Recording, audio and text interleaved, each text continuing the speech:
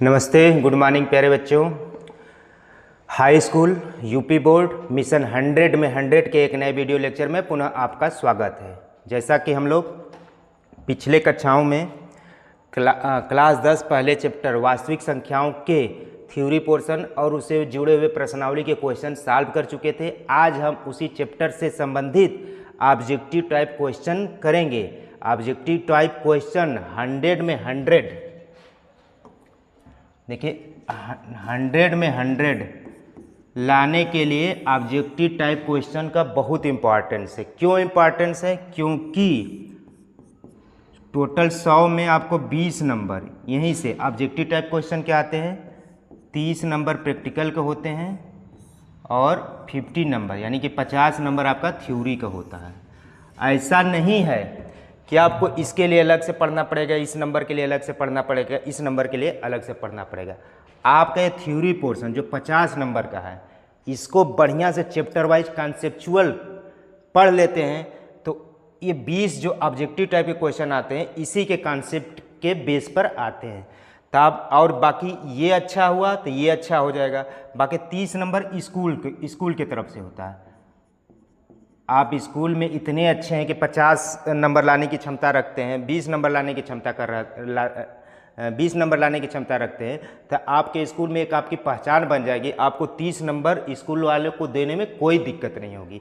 इसलिए हम लोग 100 में 100 लाने के लिए अगर कहीं से भी कुछ मिस्टेक होता है तो हम चूक जाएंगे। इसलिए सबसे पहला ये ज़रूरी है कि हम 20 में 20 लाने की कोशिश करें। 20 में 20 लाने की कोशिश के प्रयास में आज से हम प्रत्येक चैप्टर का ऑब्जेक्टिव टाइप क्वेश्चन देने जा रहे हैं जो लगातार जारी रहेगा। चलिए स्टार्ट करते हैं।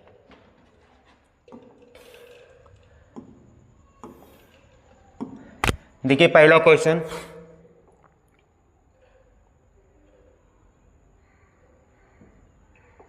देखिए कुछ ऐसा है। यदि 65 और 117 के एचसीएफ को 65m - 117 के रूप में व्यक्त किया जाए तो यम का मान पूछ रहा है। यम का मान पहले तो 65 और 117 का एचसीएफ निकालेंगे। एचसीएफ जो आएगा उसी को इसके बराबर रख देंगे, वहाँ से यम का मान निकल जाएगा। सबसे पहले हम 65 के एचसीएफ निकालने के लिए 65 और 117 के एचसीएफ निकालने के लिए 65 और 117 का गुणनखंड करेंगे। अगर हम 65 का गुणनखंड करें तो ये हो जाएगा 5 × 13। आप इसके पहले थ्योरी में बहुत सारे एचसीएफ निकालने की विधि और गुणनखंड निकालने की विधि हम लोग पढ़ चुके हैं। छोटे नंबर रहते तो हम लोग आसानी गुणा के प्रयोग द्वारा उसका फैक्टर ज्ञात कर लेते हैं। बड़े नंबर रहते तो हम लोग फैक्टर ट्री यानी गुणनखंड वृक्ष का सहारा लेते हैं। उसके बाद हम 117 के देखते हैं।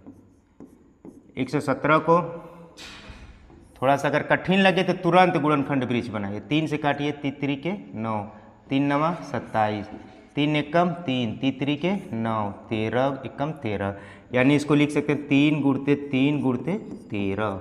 अब देखिए एचसीएफ क्या होता है। एचसीएफ यानी कि मस, एचसीएफ यानी इसी को हम लोग मस कहेंगे। मस क्या होता है? दोनों संख्याओं में उभयनिष्ठ गुणनखंड की न्यूनतम घात। देखिए 13 इसमें है, 13 इसमें है, ठीक, 5 इसमें है, इसमें नहीं है, तो जो उभयनिष्ठ होते हैं उसी को लेते हैं। यानी कि 65 और 117 का मस क्या हो जाएगा? 13। प्रश्न के अकॉर्डिंग 13 किसके बराबर कह रहा है? 13 बराबर कह रहा है 65m - 117। कह रहा है कि 65 और 117 के एचसीएफ को हम एचसीएफ यानी 13 को हम लोग 65m - 117 के रूप में लिख सकते हैं। अब यहाँ से इसको सॉल्व करके यम का मान हम आसानी से निकाल लेते हैं। ये इधर करेंगे तो 130 आ जाएगा, इधर जाएगा तो 65m आ जाएगा। यहाँ से यम बराबर निकालेंगे 130 बटे के 65 यानी कि 2, यानी यम बराबर 2। इस हिसाब से B is the correct option. चलिए अब हम लोग नेक्स्ट क्वेश्चन देखते हैं। देखिए यहाँ कर रहा है 2 धनात्मक संख्याएं, 2 धनात्मक संख्या ए और बी। ए बराबर दिया है x का 5 y², b बराबर दिया x³ y³ के रूप में लिखी जाती है, जहां x और y अभाज्य संख्या है। तो एचसीएफ आप ए बी निकालना है। देखिए क्या है, a बराबर दिया है, a बराबर दिया है x⁵ y², b बराबर दिया है x³ × y³। हमको HCF HCF of A B निकालना है। HCF ऑफ ए बी क्या होता है, फिर हम वही बता रहे हैं, यक्स और वाई अभाज्य है।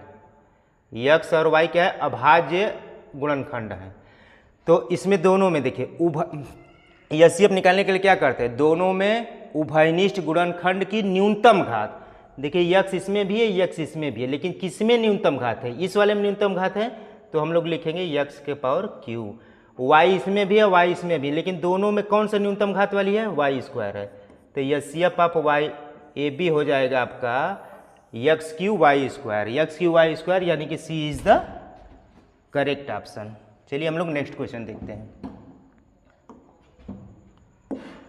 दो संख्याओं a और b का HCF 5 है और उनका LCM 20 है, तो a और b का गुणनफल क्या होगा। हम लोग पहले भी जानते हैं कि संख्याएं HCF ऑफ, यदि कोई दो संख्याएं हैं a b, तो HCF of a b गुणते LCM of a b बराबर होता है a गुणते b, यानी कि दो संख्याओं का HCF गुणे दो संख्याओं का LCM बराबर संख्याओं का गुणनफल होता है। इसी को HCF को हम लोग क्या लिखते हैं, मौसा ऑफ ए बी गुणते लसा ऑफ ए बी। ये किसके बराबर होता है, ए दोनों संख्याओं के गुणनफल के बराबर होता है। ये हम लोग जानते हैं, हम लोग पहले थ्योरी वाले पोर्शन में पढ़ चुके हैं। अब यहाँ क्या करा, ए और बी का HCF 5 है, यानी HCF आप ए बी क्या कह रहा है 5 है, और उनका LCM क्या कह रहा है 200 कह रहा है। तो संख्याओं का गुणनफल a गुणते b पूछ रहा था, a गुणते b बराबर 205 है 1000। इसके अनुसार b is the correct option. Next question देखते हैं। देखिए 22/7 माइनस पाई क्या है। ठीक, पाई को हम लोग पहले ही पढ़ चुके हैं कि एक अपरिमेय संख्या होती है। किसी भी अपरिमेय संख्या में एक चीज लिख लीजिए, यहाँ पे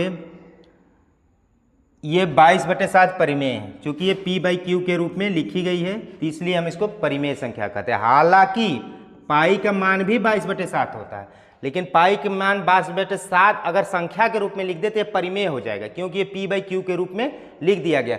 लेकिन अगर हम पाई कहें तो पाई का एग्जैक्ट मान कुछ ऐसे होता है 3.141, मतलब ऐसे आता है। मतलब दशमलव के बाद संख्याओं के एक निश्चित पैटर्न नहीं मिलता है और दशमलव के बाद संख्याएं कभी खत्म नहीं होती।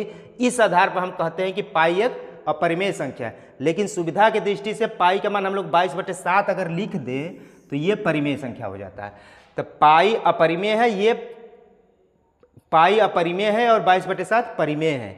तो परिमेय अगर कोई संख्या है, परिमेय प्लस अपरिमेय बराबर हमेशा अपरिमेय आता है। अगर यहाँ पे परिमेय माइनस अपरिमेय, किसी परिमेय संख्या में किसी अपरिमेय संख्या को घटाएंगे तो फिर से अपरिमेय आएगा। अगर किसी परिमेय संख्या के, यहाँ परिमेय लिख दीजिए, यहाँ परिमेय लिख दीजिए, यहाँ फिर से परिमेय लिख दीजिए, यहाँ फिर से अपरिमेय लिख दीजिए, ये हमेशा अपरिमेय संख्या ही आएगा। इस चीज़ को एकदम आप लोग हमेशा नोट कर लीजिए कि परिमेय संख्या और अपरिमेय संख्या का जोड़ ले लें, घटाव ले लें, गुणा ले लें, हमेशा अपरिमेय संख्या आएगा। अब यहाँ पे क्या है देखिए, ये परिमेय संख्या, ये अपरिमेय संख्या, तो परिमेय में अपरिमेय संख्या घटाएंगे तो हमेशा एक अपरिमेय संख्या आएगा, यानी इसके according C is the correct answer. Next question देखते हैं। धन पूर्णांक 6a + 5, धन पूर्णांक 6a + 5 से ठीक पहले आने वाला धन पूर्णांक, कोई भी धन पूर्णांक है उसे ठीक पहले धन पूर्णांक अगर निकालना हो तो उसमें से एक घटा देते हैं। जैसे 5 है तो 5 से ठीक पहले वाला पूर्णांक क्या हो जाएगा, 5 - 1 यानी कि 4। इसी प्रकार से अगर धन पूर्णांक 6a + 5 है तो इससे ठीक पहले वाला पूर्णांक निकालेंगे तो एक इसमें से घटा देंगे, यानी क्या आ जाएगा 6a + 4। इस हिसाब से B is the correct option. चलिए नेक्स्ट क्वेश्चन देखते हैं। अपरिमेय संख्या है, अभी हम बताए हैं कि पाई एक अपरिमेय संख्या होती है, जबकि 22/7 एक परिमेय संख्या होती है। हालांकि पाई का मान ही 22/7 होता है, लेकिन इस सुविधा के लिए होता है जिससे कि क्वेश्चन में अगर कहीं पाई का मान रखने के लिए आए तो कैलकुलेशन में आसानी हो, इसलिए हम पाई का मान 22/7 रख देते हैं। लेकिन पाई का एग्जैक्ट मान ये नहीं होता, एग्जैक्ट मान बल्कि 3.14 समथिंग कुछ होता है, यानी दशमलव के बाद संख्याएं क्या आएगी पहले से पता नहीं होता है, और दशमलव के बाद संख्याएं कभी समाप्त नहीं होती है, इसलिए हम पाई को क्या कहेंगे, अपरिमेय संख्या कहेंगे। B is the correct option. Next question देखते हैं, देखिए सतवां देखिए, अपरिमेय संख्या है। देखिए पाई अभी हम बताएं कि परिमेय है, ये परिमेय है, पाई फिर ये क्वेश्चन हो गया है। अगला क्वेश्चन देखते हैं,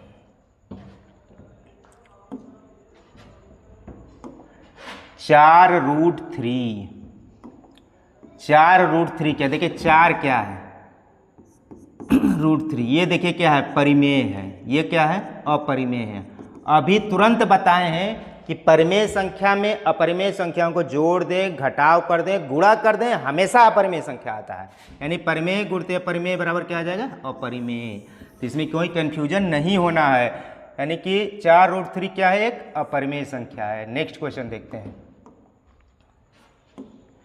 यदि दो संख्याओं का एचसीएफ 1 है तो वे संख्याएं क्या कहलाएंगी, सहअभाज्य संख्या कहलाएंगी। हम पहले ही बताएं कि दो संख्याएं सहअभाज्य तब कहलाती हैं जब संख्याओं के बीच उभयनिष्ठ गुणनखंड केवल और केवल 1 मिले, तो वो संख्या सहअभाज्य संख्याएं कहलाती हैं। जैसे देखिए 2 है, 3 है, 2 का गुणनखंड करेंगे 2 गुणते 1, 3 के गुणनखंड करेंगे 1, तो 2 और 3 में उभयनिष्ठ गुणनखंड केवल 1 है, यानी उभयनिष्ठ गुणनखंड मतलब एचसीएफ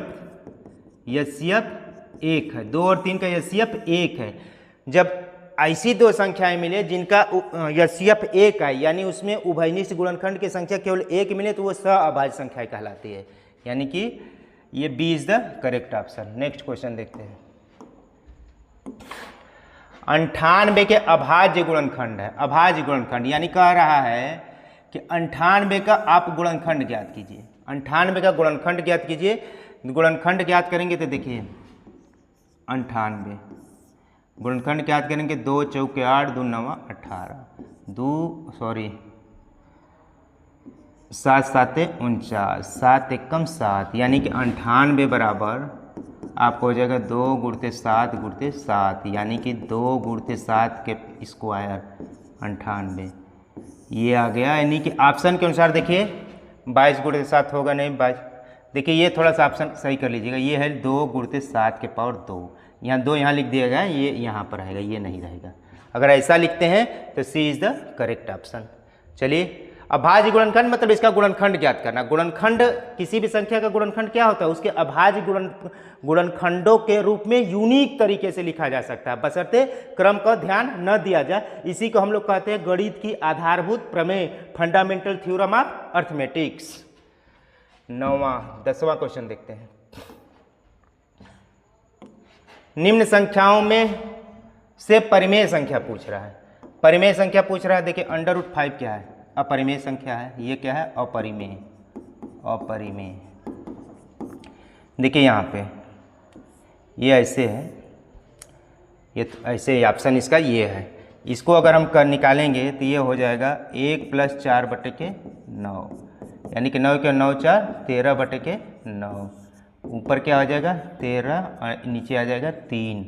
ये ऊपर अपरिमेय है, नीचे परिमेय है, तो ये फिर से क्या आ जाएगा, अपरिमेय आ जाएगा, अपरिमेय आ जाएगा, यानी कि ये भी अपरिमेय हो गया, ये अपरिमेय हो गया, अपरिमेय।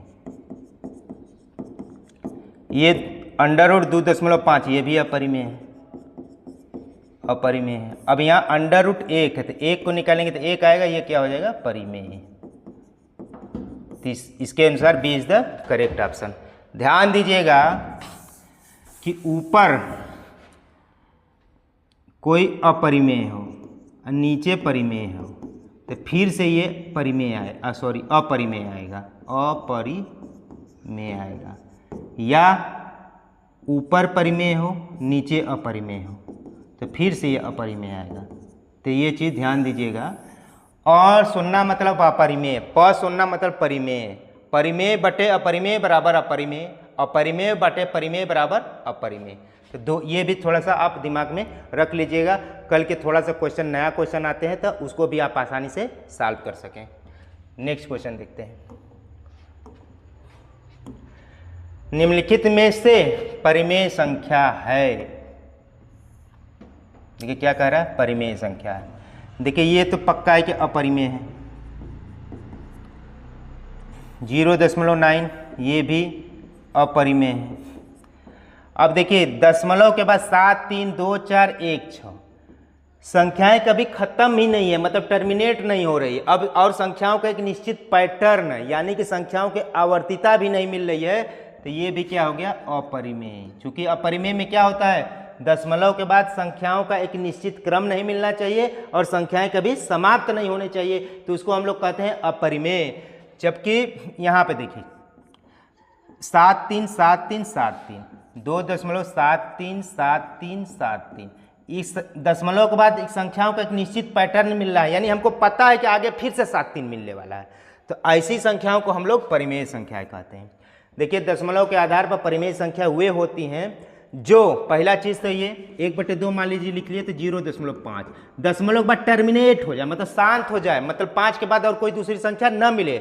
दूसरा तरीका, दूसरा टाइप ये होता है कि जैसे 1/3 लिख लीजिए तो 0.333, शांत तो नहीं हो रही है, दशमलव के बाद संख्याएं खत्म तो नहीं हो रही है, लेकिन एक ही संख्या बार बार आ रहा है, यानी कि हमको पता है कि 3 के बाद फिर 3 आएगा, तो ये दोनों टाइप होता है परिमेय।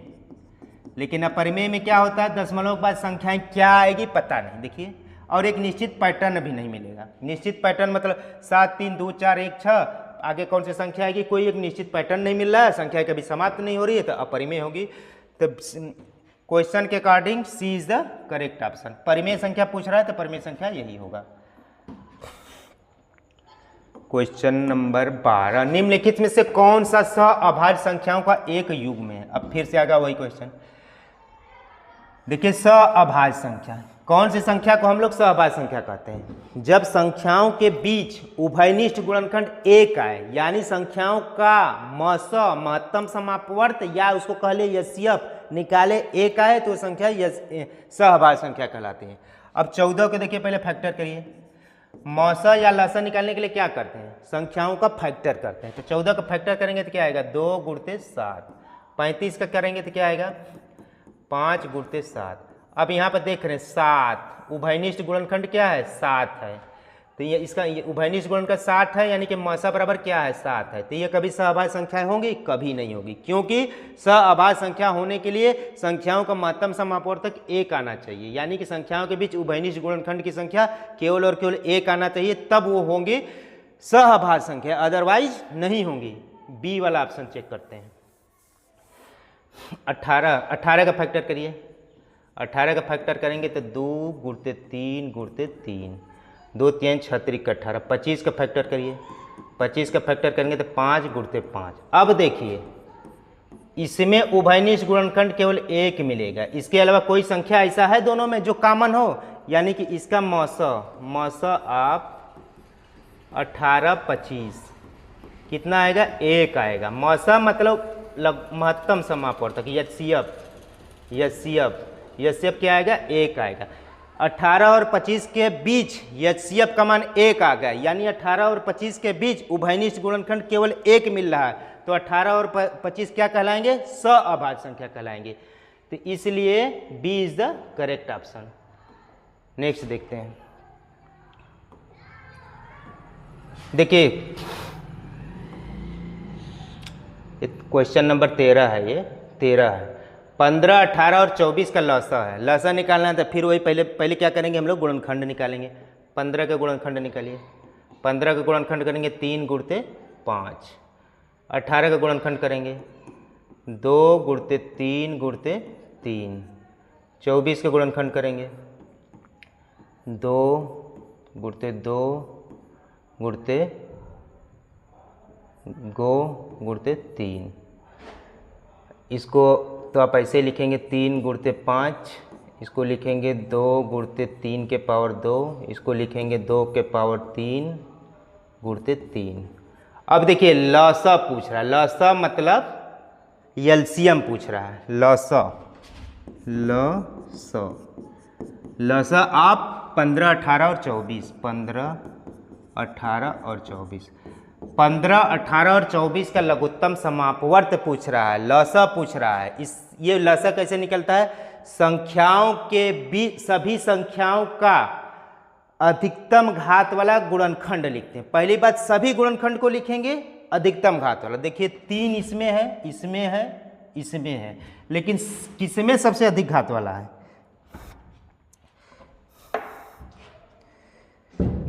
सबसे अधिक घात वाला देखेंगे तो 3 यहाँ पे है, यहाँ पे 3 एक घात वाला है, यहाँ पे 3 2 घात वाला है, यहाँ 3 एक घात वाला है। तो अधिकतम घात वाला क्या होगा? 3 के पावर 2। फिर देखेंगे 5। देखिए जितने भी गुणनखंड आए हैं गुणनखंड करते समय सभी गुणनखंड को लेंगे अधिकतम घात वाला। 5 देखिए इसमें एक घात है, इसमें है ही नहीं, इसमें है ही नहीं, 5 को लेंगे, लेकिन इसमें लसा निकालते समय ये नहीं देखेंगे कि तीनों में है या नहीं, कहीं पे भी होगा लिख लेंगे। फिर कौन सा बचा? 3 हो गया, 5 बच गया, 5 हो गया। फिर इसके बाद 2 देखेंगे, 2 देखिए इसमें है ही नहीं, इसमें एक घात है, इसमें 3 घात है, तो कौन सा घात वाला लिखेंगे? 3 घात वाला। तो यानी अगर लसा निकालें तो इसका 3 तरीके 9 गुणते 5 गुणते 8, 8 5 40 गुणते 9 बराबर 360, यानी कि D is the correct option. चलिए नेक्स्ट क्वेश्चन देखते हैं। दिया है मौसा 99 और 193 का मौसा दिया है 9, लसा ज्ञात करना है। ये देखिए बोर्ड के एग्जाम में पूछे गए हैं, जो क्वेश्चन जो लिया गया है ये सब 2 बार पूछा गया, 24 25 2 बार पूछा गया है। ये कोड दिया है 99। देखिए मौसा, हम फिर से बता रहे हैं, मौसा ऑफ ए बी गुणते लसा ऑफ ए बी बराबर क्या होता है? ए गुणते बी, संख्याओं का गुणनफल होता है। संख्या ए और बी का महत्तम समापवर्त गुणते संख्याओं ए और बी का लघुत्तम समापवर्त बराबर संख्याओं का गुणनफल। मौसा ऑफ 99 153, ए की जगह 99 है, बी की जगह 153, ये दिया है 9। लसा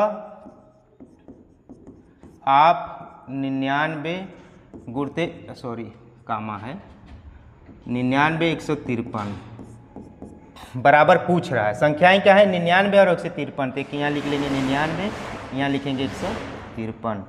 तो अब यहाँ से 75 कर दीजिए, लसा 99 153 बराबर क्या आ जाएगा? 99 गुणते 153 बटे के 9, इसे काट देंगे 11, तो 11 गुणते 153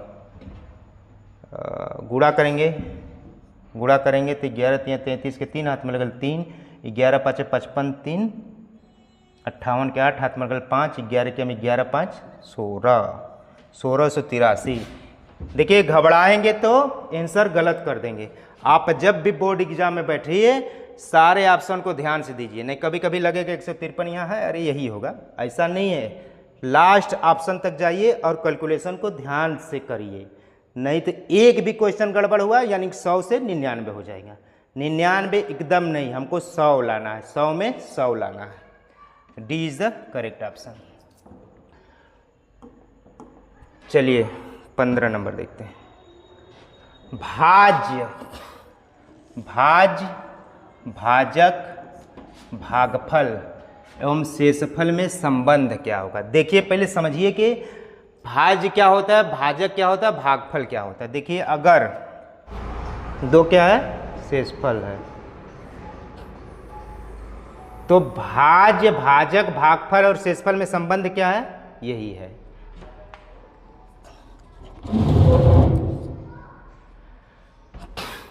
देखिए आप इसको समझ लेंगे आराम से। अगर भाग के द्वारा, देखिए इसको अगर भाग करते हैं 5 को 3 से भाग करते हैं तो 1 बार जाएगा, यहाँ 3, यहाँ 2 शेषफल बचेगा। तो जिसको काट रहे हैं मतलब वो भाज्य कहलाता है, जिससे कट रहा है उसको भाजक कहते हैं, और जो यहाँ पे आता है उसको भागफल बोलते हैं, जो यहाँ पर आता है वो शेषफल बचता है। तो यहाँ पर देख रहे हैं 5 क्या है? 5 बराबर 3 गुणते 1 प्लस 2 लिख सकते हैं, यानी कि 5 को भाजक गुणते भागफल प्लस शेषफल के रूप में लिख सकते हैं। यानी कि यहाँ पे ऑप्शन पे अगर जाएं, यहाँ पर अगर हम ऑप्शन पे जाएंगे तो भाज्य बराबर भाजक गुणते भागफल प्लस शेषफल आएगा।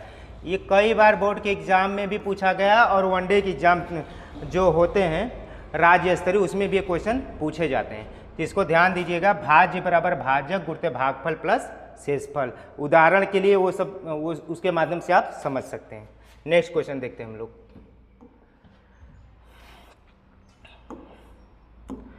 देखिए लस आप 12 और 21 बराबर 84 दिया है। लस 12 और 21 का लस 84 दिया गया है, मस ज्ञात करना है। फिर वही क्वेश्चन, लस आप ए बी गुणते मस आप ए बी बराबर क्या होगा, ए गुणते बी। यहाँ ए बराबर क्या दिया है 12, ए बराबर क्या दिया है 12, बी बराबर क्या दिया है 21। तो अब देखिए इसके अकॉर्डिंग क्या होगा, लस 12 21 गुणते मस 12 21 बराबर संख्याओं का गुणनफल यानी 12 गुणे 21। लसा बराबर 84 दिया है, यानी ये 84 दिया है, ये पूछ रहा है मस आप 12 21, ये क्या हो जाएगा 12 गुणते 21। यहाँ से पक्षांतर करेंगे तो मस 12 21 बराबर 12 गुणते 21 बटे के 84, 12 7 84, 7 3 21, यानी कि इसमें से according A is the correct option. Next question देखते हैं 17 नंबर। देखिए 26 और 156 का लौसा 156 दिया, मौसा का मान गया, बस वही क्वेश्चन हम डायरेक्ट कर दे रहे हैं। देखिए 26 और 156 का लौसा हम डायरेक्ट लिख रहे हैं, लौसा गुणते मौसा बराबर गुणनफल, संख्याओं को गुणनफल, संख्याओं का गुणनफल। लौसा यदि 26 और लौसा दिया है 156, मौसा पूछ रहा है, संख्याओं का गुणनफल क्या होगा 26 गुणते 156। जब मौसा निकालेंगे तो क्या हो जाएगा, मौसा निकालेंगे तो 26 गुणते 156 बटे 156, 6 कैंसिल हो जाएगा, आएगा 26। B is the correct option. देखिए वही क्वेश्चन बार बार रिपीट किए जा रहे हैं, यानी कि ये लसा गुणे मसा बराबर संख्याओं का गुणनफल एकदम दिमाग में बैठा लीजिए, आगे भी बोर्ड के एग्जाम में ये क्वेश्चन आने वाले हैं, देख रहे हैं हर बार आ रहा है। निम्नलिखित में से अपरिमेय संख्या होगी। देखिए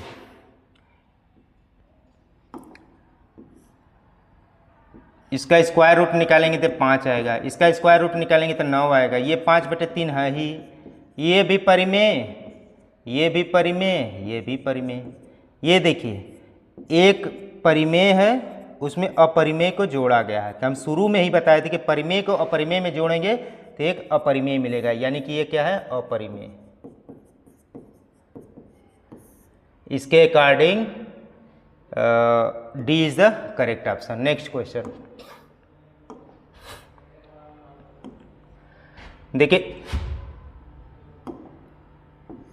क्वेश्चन नंबर 19 है, ये दिया है 148/185 का सरलतम रूप है। सरलतम रूप का मतलब इसको काट पीट के क्या आएगा, देखने में कौन सी संख्या है, 2 से ऊपर वाला कट जाएगा, नीचे वाला नहीं कटेगा, 8 4 3 से नहीं कटेगा। मतलब ऐसे अगर ना पता चले तो सीधा सा फंडा है हमारे पास इसका फैक्टर ज्ञात करने का। फैक्टर ज्ञात करने के लेंगे आसानी से पता चल जाएगा कि ये संख्या किस संख्या से कटेगी।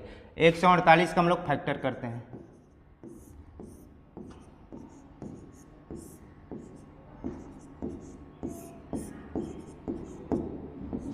यानी कि अगर हम 148 को लिखना चाहें तो लिखेंगे 2 गुणते 2 गुणे 37। अब हम 185 के देखते हैं, 185 5 से काटिए, 5 3 15, 5 7 35। देखिए 5 3 15, 3 शेषफल बचा, 3 के साथ 5 को साथ में लिखेंगे तो 5 7 35। फिर 37 क्या है अभाज्य संख्या है, तो अभाज्य संख्या केवल स्वयं से ही कटती है, 37 से कम 37, यानी कि हम लोग 185 को हम लिख सकते हैं 5 गुणते 37। अब क्या देख रहे हैं, 148 का फैक्टर क्या है 2 गुणते 2 गुणे 37, यानी 37 148 को काटेगी। कितने बार काटेगी? 4 बार। 37 चौके 148। 185 को 37 काटेगी, मतलब विभाजित करेगी। क्यों विभाजित करेगी? क्योंकि 37 185 का गुणनखंड है। किसी भी संख्या का गुणनखंड उस संख्या को विभाजित करती है, पहले हम लोग पढ़ चुके हैं। तो 37 185 को काटेगी तो 5 बार जाएगा, 37 148 को काटेगी तो 4 बार जाएगा। तो इसको 37 से अगर काटेंगे तो 4 बार जाएगा, इसको 37 से काटेंगे तो 5 बार जाएगा। यानी कि इसका सरलता रूप क्या हो जाएगा? 4/5। A is the correct option. Next question देखते हैं। देखिए 144 के अभाज्य गुणनखंड है। देखिए वो अभाज्य गुणनखंड पूछ रहा है। अभाज्य गुणनखंड पूछ रहा है मतलब आपको फैक्टर करना है। फैक्टर करना है, हम लोग गुणनखंड वृक्ष का मदद लेंगे। 2 से कट करिए, 2 7 14, 2 दूनी 4, 2 3 6, 2 छक्का 12, 2 1 2, 2 8 16, 2 9 18, 3 3 9, 3 1 3। यानी कि अगर हम लिखना चाहें 144 को तो क्या लिखेंगे? 1 2 3 4, 2 के पावर 4, 2 के पावर 4, 3 गुणते 2। यानी 144 का अभाज्य गुणनखंड क्या होगा? 2 के पावर 4, 3 के पावर 2। यानी ए इज द करेक्ट ऑप्शन। आप आराम से गुणनखंड वृक्ष की मदद से इसका फैक्टर ज्ञात कर सकते हैं। अगला देखिए,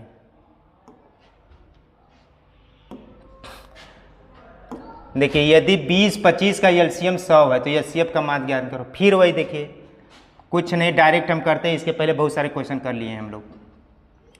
20 गुणते 25 बराबर 20 और 25 का एलसीएम यानी 100 गुणते एचसीएफ पूछ रहा है।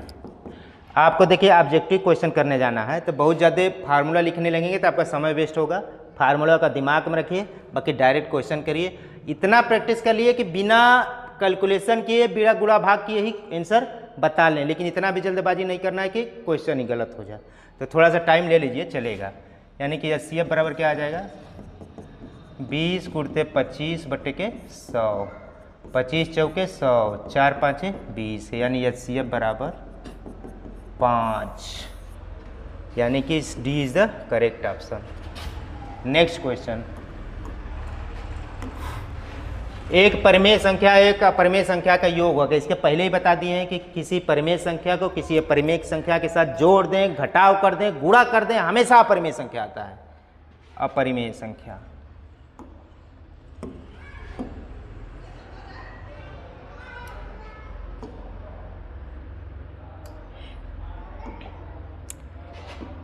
अपरिमेय संख्या आएगा।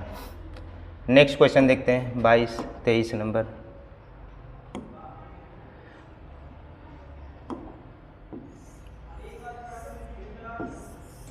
पंद्रह 25 का एचसीएफ 5 है तो उसका एलसीएम क्या होगा? फिर वही क्वेश्चन, एचसीएफ गुणते एलसीएम बराबर गुणनफल, संख्याओं का गुणनफल। गुणनफल एचसीएफ 15 और 25 का एचसीएफ दिया 5, एलसीएम पूछ रहा है। गुणनफल संख्याओं क्या होगा? 15 गुणते 25, एलसीएम क्या निकलेगा? 15 गुणते 25 बटे के 5, 5 तिहाई 15, 25 तिहाई 75। B is the correct option. Next question देखते हैं। √2 और 2 माइनस √2 का गुणनफल होगा। आप देखिए यहाँ पे क्या आ रहा है, √2 दिया है, ये गुणनफल की बात कर रहा है 2 माइनस √2। यहाँ पे देखिए क्या, ये परिमेय है या अपरिमेय है? तो परिमेय और अपरिमेय का घटाव क्या होता है? अपरिमेय होता है। यहाँ पे क्या है? अपरिमेय है। अब अपरिमेय और अपरिमेय का गुणा जब करेंगे तो हो सकता है परिमेय भी आ जाए, हो सकता है अपरिमेय भी आ जाए। अब हम इसको अगर नहीं एग्जैक्ट पता कर सकते तो हम लोग गुणा कर लेते हैं। गुणा कर लीजिए, √2 का 2 में गुणा करेंगे तो बराबर हो जाएगा 2√2। √2 का √2 में गुणा करेंगे तो √2 गुणते √2 यानी ये हो जाएगा 2√2। √2 क्या हो जाएगा? 2 हो जाएगा। यहाँ पे क्या हो जाएगा? 2√2 माइनस 2। ये क्या है? अपरिमेय है। ये क्या है? परिमेय है। आएगा क्या? अपरिमेय, क्योंकि अपरिमेय और परिमेय, परिमेय या अपरिमेय को जोड़ करें, घटाव करें, गुणा करें, हमेशा अपरिमेय आता है। ठीक, क्या आएगा? एक अपरिमेय संख्या आएगा। 24 के बाद हम लोग 25 नंबर देखते हैं। संख्याओं 175 और 91 का एचसीएफ होगा। फिर फैक्टर करिए, एचसीएफ निकालना है तो क्या करेंगे? 175 का फैक्टर करेंगे, 175, 5 से काटेंगे 5 3 15, 5 5 25, 5 से काटेंगे 5 7 35, 7 से काटेंगे 1 बढ़ जाएगा, यानी कि 175 बराबर आप लिखेंगे 5 का स्क्वायर गुणे 7। अब देखिए 91 को देखिए, 91, 7 से काटेंगे ये 13 बढ़ जाएगा, 13 7 91, फिर 13 अभाज्य संख्या 1 बढ़ जाएगा, यानी आप लिखेंगे 91 को 7 गुणित 13। हमको एचसीएफ पूछ रहा है, एचसीएफ। तो एचसीएफ क्या होता है? संख्याओं का उभयनिष्ठ गुणनखंड। दोनों संख्याओं में क्या उभयनिष्ठ है? उभयनिष्ठ यहाँ 7 इसमें भी है, 7 इसमें भी है, तो 7 ही होगा ना। हालांकि 1 भी इसमें है, तो 1 को लिखेंगे तो 7 में से 1 का गुणा करेंगे 7 ही आएगा, यानी एचसीएफ बराबर क्या आ गया? 7। B is the correct option. Next question चलते हैं। निम्नलिखित संख्याओं में से कौन सी एक परिमेय संख्या है?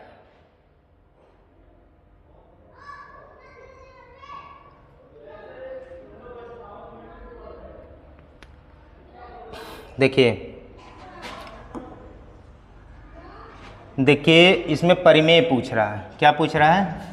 परिमेय। ऊपर देखिए क्या दिया, √3 √5। ऊपर अपरिमेय, नीचे अपरिमेय, तो अपरिमेय ही आएगा। ये आएगा अपरिमेय, ऊपर अपरिमेय, नीचे अपरिमेय, तो ये अपरिमेय ही आएगा। तो ये ध्यान दे दीजिए, ठीक। यहाँ अपरिमेय है, यहाँ अपरिमेय है, तो ये भी अपरिमेय आएगा। ये अपरिमेय, ये अपरिमेय। अब यहाँ पे देखिए क्या है, यहाँ पे दिया √5 प्लस √7। एक क्वेश्चन में दिया √5 माइनस √7। देखिए एक फार्मूला हम लोग पढ़े होंगे, a plus B, a minus B बराबर होता है a² माइनस b²। ऐसा होता है ना। यहाँ पे a की जगह क्या है? 5 है, √5 है। b की जगह क्या है? √7 है। a plus B, a minus B है, तो इसका मतलब a² का मतलब √5 का स्क्वायर माइनस √7 का स्क्वायर। ये क्या हो जाएगा? किसी भी अपरिमेय संख्या का वर्ग करेंगे तो परिमेय संख्या आ जाता है, यानी ये हो जाएगा 5, ये हो जाएगा 7, यहाँ पर आ जाएगा -2। -2 एक पूर्णांक है। सभी पूर्णांक संख्याएं परिमेय संख्या होती हैं, लेकिन परिमेय संख्या पूर्णांक संख्या होगा जरूरी नहीं है। इसको हम पहले पढ़ चुके हैं। तो सी इज द करेक्ट ऑप्शन, क्योंकि सी क्या है? एक परिमेय संख्या है। 12 फिर से अपरिमेय है।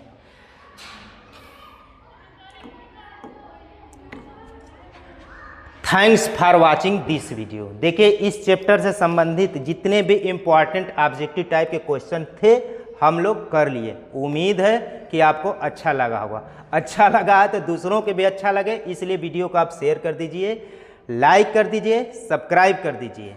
आगे वीडियो लेक्चर से जुड़े रहिए। आगे के सारे चैप्टर एकदम कॉन्सेप्ट बेस पढ़ाया जाएगा, रटने की ज़रूरत नहीं पड़ेगी और आप बोर्ड के एग्ज़ाम में 100 में 100 ला देंगे, ये मेरी गारंटी है। धन्यवाद।